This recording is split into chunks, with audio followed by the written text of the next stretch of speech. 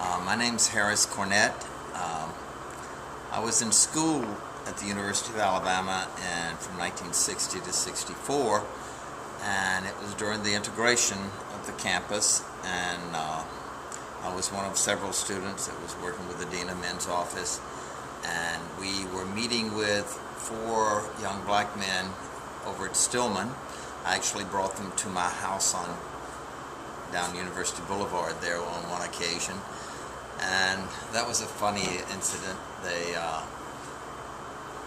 I got back to my room that night after they had been there, and I had taken them back to Stillman, and I was left a note by my roommate saying, "Don't stay the night in this building. The Klan is threatening to blow up the building." So we had a bottle of wine, and we drank the wine and sang "We Shall Overcome," and had a wonderful evening. But at any rate, the Dean of Men's office called us in the next day and said, "I spent the night keeping the university police, kept the city police from arresting you, and the city police kept the Klan from blowing you all up. And what were y'all doing?" Anyway, he didn't know about that particular meeting. It was more of a social event. We were planning and talking to them about the safe places to live on campus and making sure they were in classes so they couldn't be hit by snipers in the window and sat away. Just basic safety precautions. As it turns out, only Jimmy Hood came. Vivian Malone came at the last minute from Mobile. We didn't know she was coming.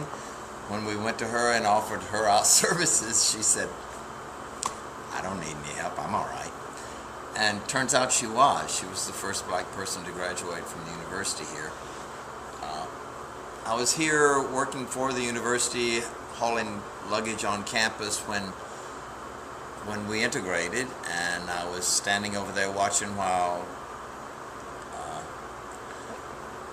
George Wallace stood in the schoolhouse door. I had interviewed, I was associate editor of the Crimson White, this campus newspaper that year, and I knew George Wallace's daughter, so she had set it up for me to interview him for the campus newspaper. Most of the stuff he told me was off the record. George Wallace was a consummate politician. He told me very seriously, off the record now, and he's dead now, and I think he probably has said this in other places, but he said he ran for one time as governor of the state of Alabama, and he got all the black vote because he was basically a pretty liberal politician. And he had to decide if he wanted to be a politician or go out of the business, and he decided he would say what it took to get elected and then do what he could to help the people of the state. And that was his philosophy from then on. So it was all a stage show for him. He stood in the schoolhouse door. It was all arranged with the Kennedy administration. He backed down.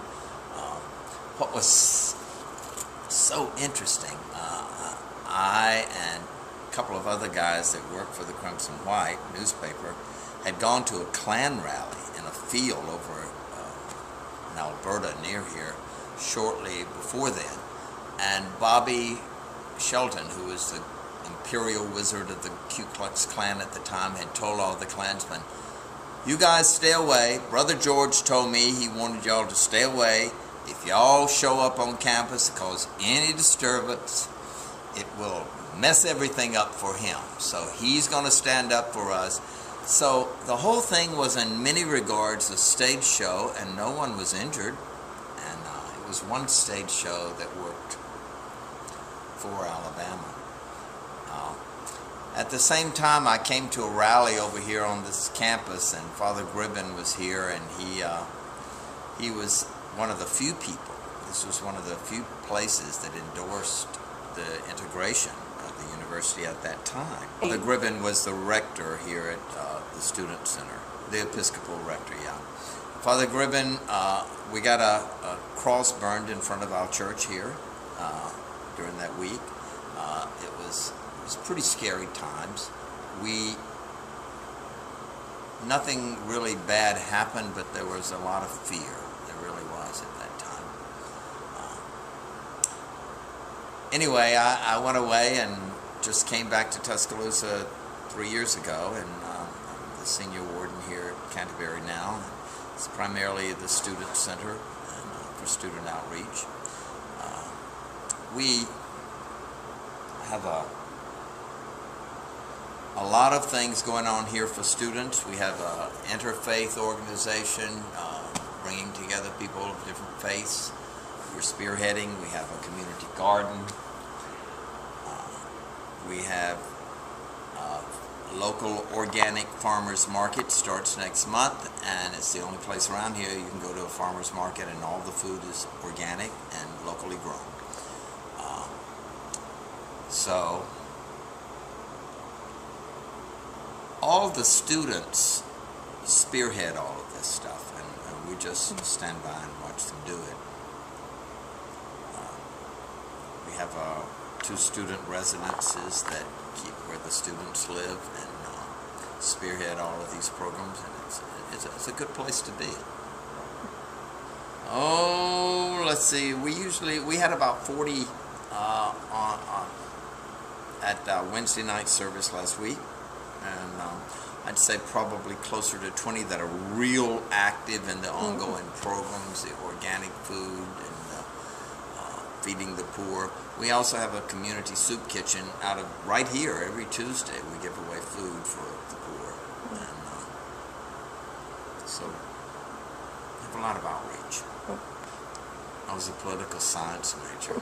Yeah, worked for the newspaper. I was at a journalism minor, and I later